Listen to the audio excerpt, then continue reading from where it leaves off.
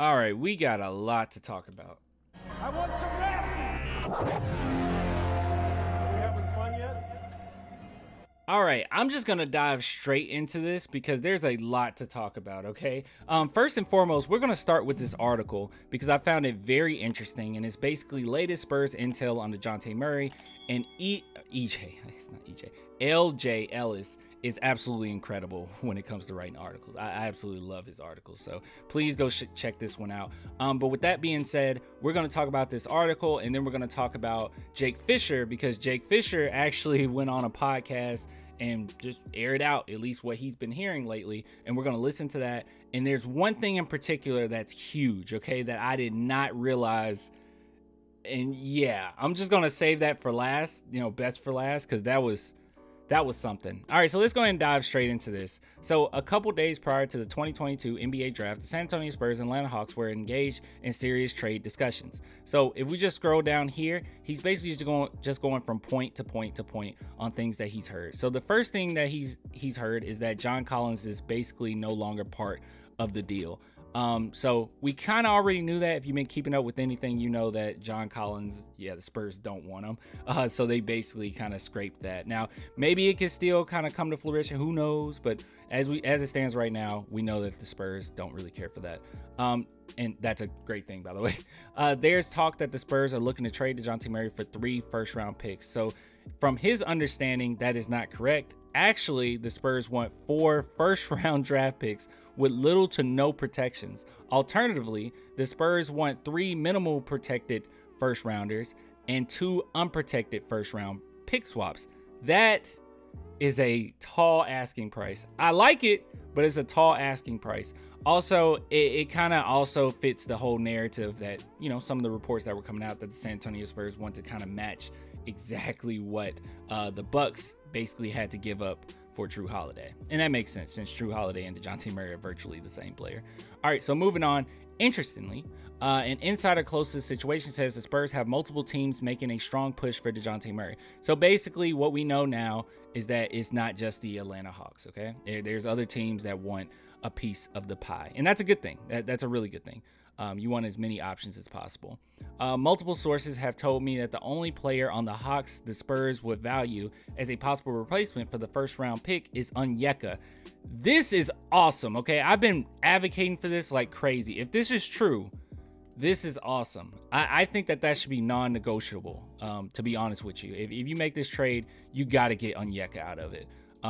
I don't know. I think the Atlanta Hawks are pretty close with Onyeka. Like, they don't really want to part ways necessarily, but he hasn't really been utilized like insanely well, at least from what Atlanta Hawks fans are saying. But as we can see here, he's at least getting 20 minutes per game, 8 points per game, 5.9 rebounds, 1.3 blocks. But what I hear from Atlanta fans is that they don't utilize him like crazy, right? But I could be wrong.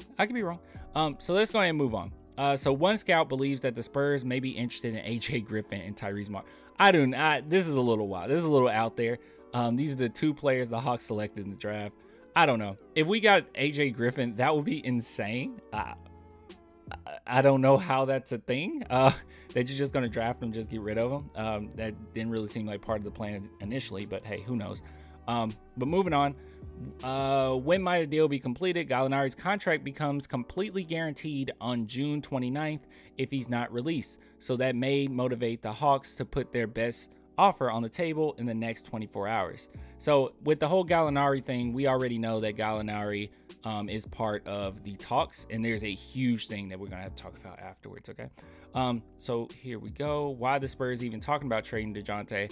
This is actually something that I'm going to talk about, okay? We're going to do a whole video on this, why trading Dejounte makes sense and why they may be trying to do it now. So we'll talk about that.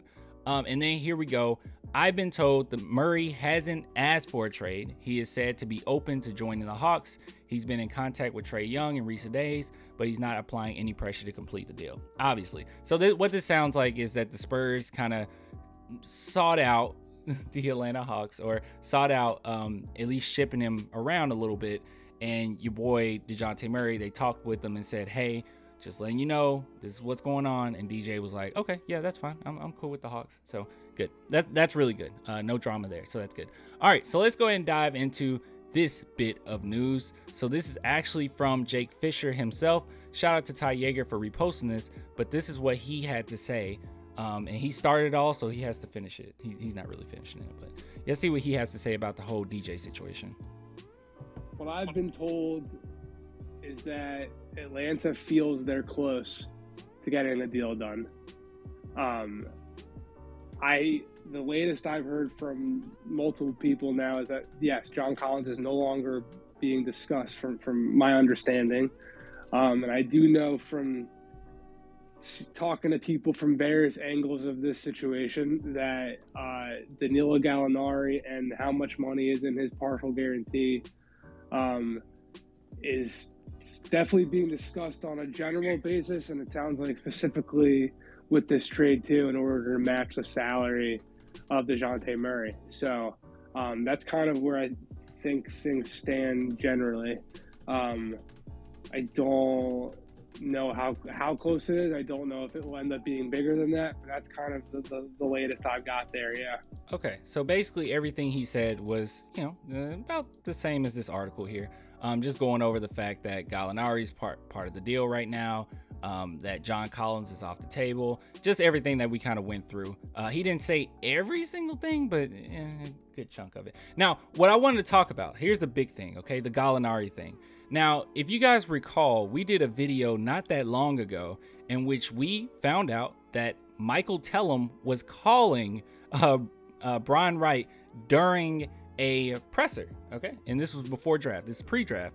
And we went ahead and speculated that, oh wait, that's Jakob Poeltl's and Ousmane Dieng's agent. So obviously he's calling about Ousmane Dieng. Maybe it's like a, hey, can you go ahead and grab Ousmane, or are we still on the table for you guys to grab Ousmane? So we made that speculation. And we also talked about Jakob because there was a lot of rumors that the San Antonio Spurs could try to trade Jakob for the 13th or 16th pick or 15th pick. 13th and 15th pick from the Charlotte Hornets. And yeah, that made complete sense. And we were like, okay, that's why he's calling. Come to find out, Michael Tellum is also Gallinari's agent.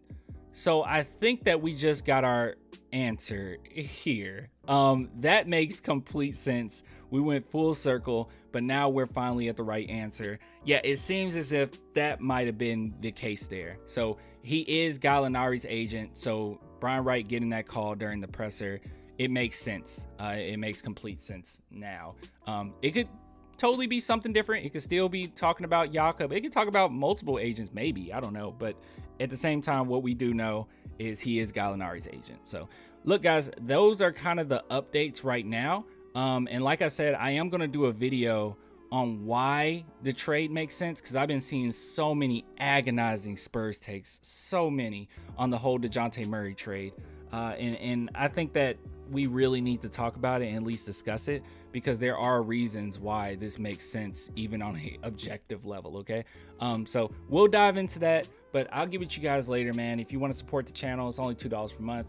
Patreon, YouTube links below, YouTube member links below. But yeah, thanks for all the love. Until next time, deuces.